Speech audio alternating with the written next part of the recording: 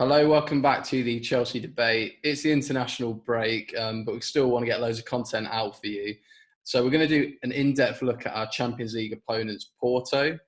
Josh, you okay? It's a bit boring without the football, but you're right. Yeah, no, I'm good, mate. Thanks. At least we've got a few England games to look forward to.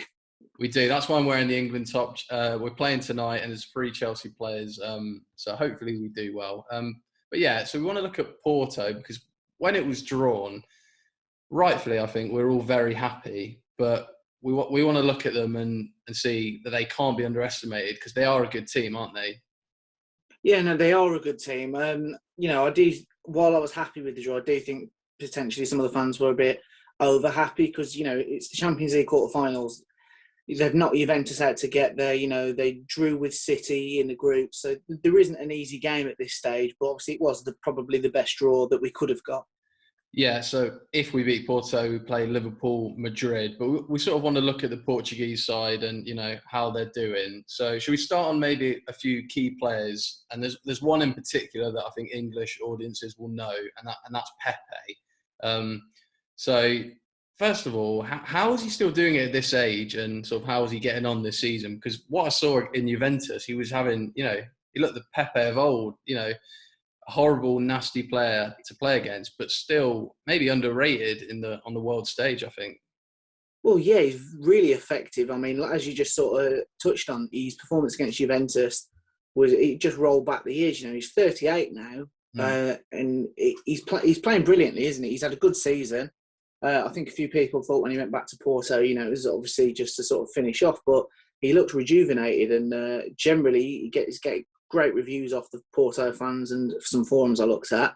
So, he'll be one to watch. And obviously with the sort of player he is, he'll throw in a few kicks here and there. I do wonder how a relatively inexperienced forward line will cope with it. Yeah, you've got to be quite streetwise, haven't you, against someone like that?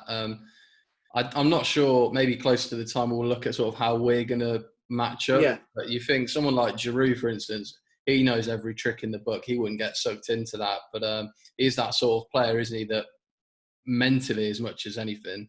I just wanted to say as well, in terms of that Juventus game, of what I saw, I know the whole team played really well.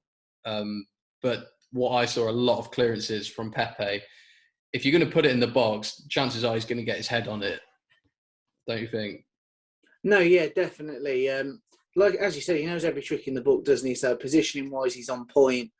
We know what we're going to get with him. I agree. I think that's the game for Giroud to start, but we'll touch on that in a different video a bit closer to the time.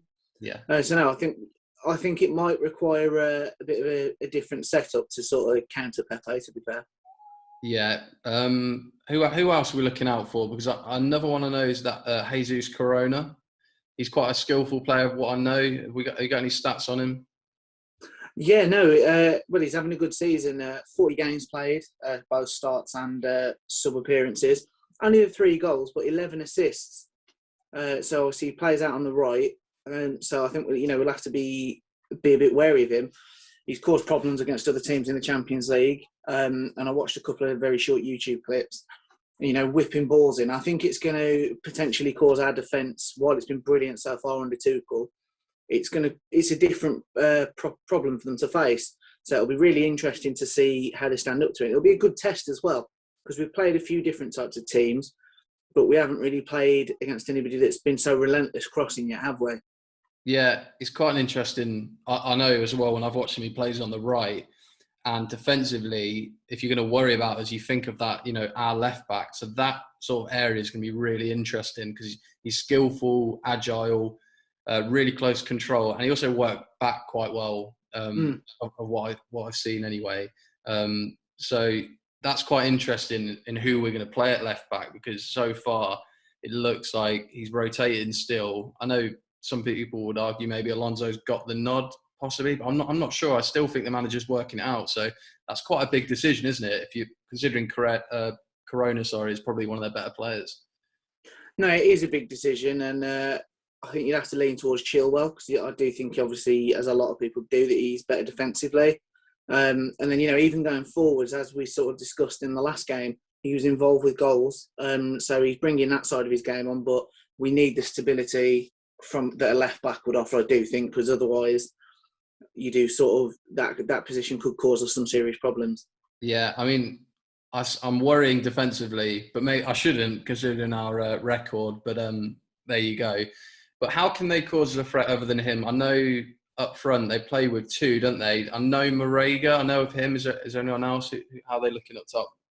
Yeah, Marega and Taremi. I hope I've got the pronunciations right.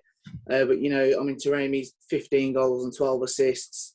Marega, 11 goals and 5 assists. So, you know, what to me that shows is that obviously they both can get a goal, but they're also not selfish. They'll be passing it between themselves, which, you know, again, we've not played against too many sides where, again, correct me if I'm wrong, where we've been attacked with two up top.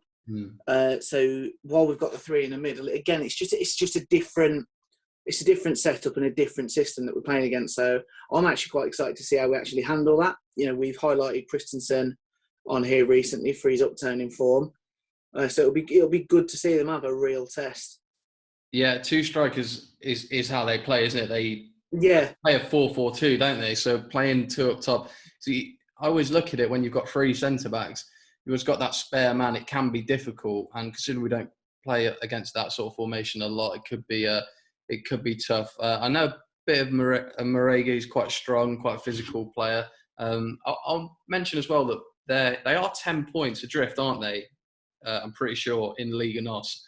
So domestic, they are short, and you've got to factor in the teams that they're playing week in. There are some good sides in that division, but it's a different animal in the Champions League. No, exactly. It's a different kettle of fish, isn't it? And you know, we've got to mention just briefly Sergio Oliveira. He seems to be sort of the man who makes it tick in the middle. You know, 18 goals from him, which we know that's some good output, isn't it, for a centre midfielder? 7 assists to go with it. So I think we've got to watch him. You know, is it Kante? Is it a job for Kante? Put him in there and just sort of mark him out the game. In the Champions League, he's been particularly deadly. 7 games, 5 goals. So he seems to be the sort of go-to guy for the Champions League game. So I do think that's my opinion. Kante needs to be on him and just do a job on him and just not let him have a minute. Yeah, I think basically when we're sort of looking at their key players, then a lot of them aren't, really well known to Premier League audiences, but they've got this far. They knocked out a good Juventus team, second in their group for the competition. They're a team to be. They look together, basically, is what I'm trying to say. And when you play against a team like that, maybe of unknowns, you've got to be careful, haven't you? Like, you can't go into this game assuming. No, you can't. You can't. You've got to look at obviously who they've played and come through. As you said, they got a result against City, being a draw. Then obviously knocked Juventus out. And you talk about potentially the players not being that well known, but I also think back to when they won it in 2004. Obviously we're very, very knowledgeable on some of those players because we ended up signing some of them, and we now refer to some of those players as club legends. So you just never know. The age profile of the team, they're still they're all sort of mid-20s. So you never know. They could be looking at this sort of tournament now as a breakout, and these players can earn a big move to some of the giants of European football. So we've got to be really wary of them, and I don't think we can take it too lightly. I'll be honest, actually, I was happy with the draw before I did the research for this video. Because sometimes, at least if you're playing against well-known teams and well-known players, you know what to expect. Whereas some of these lads they've got nothing to lose, have they? Like you just said, they're off the pace in Portugal, so they really can sort of say their focus is on this game. Well, 2 games. So it is a worry, and it's not going to be the walkover that I've seen some fans sort of predict. Yeah, it will be tough, and I think we'll wrap it up in a minute because we don't want to overdo it. And I think close to the time we'll do a video, maybe looking at how maybe individual matchups together could work. But for us as well, formation. So that's just the main thing I wanted to talk about. When you're playing a 4-4-2, can we overthink it, or do we need to change our formation? How do you maybe see that?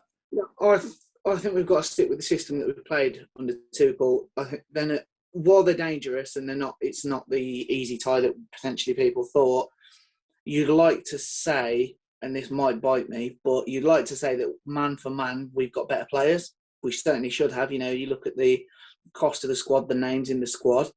So I'd like to say that we should be making them sort of play our system on. They've only had 41% possession in the Champions League in their games on average.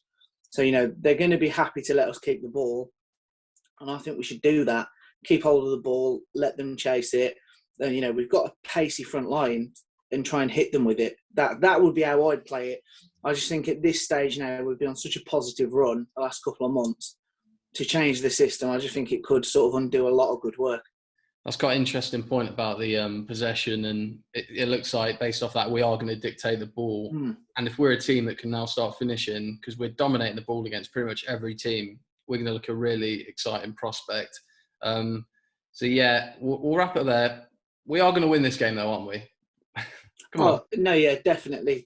We'll come through this, and I'm personally hoping for a Liverpool semi-final. That would be tasty. There are quite a few conversations that are starting to happen when the draw was made. The clubs are starting to disrespect each other. But this is a video to say, we respect Porto and, going to try and watch some more of them and sort of get a taste for it. But it'll be interesting. But we shouldn't go into it fearing, because we're playing some great football ourselves. Definitely. And I'm sure if they're looking at us, they're going to be... final point then, when they sort of were drawn against Chelsea, what do you think they would have thought? Well, I agree with Rio Ferdinand. We're probably the team that nobody wanted to face at the minute.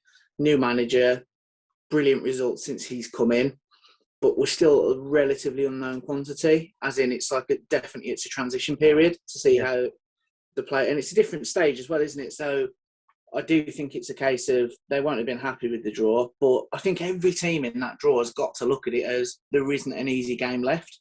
We've got the better side of the draw, but there's some brilliant teams.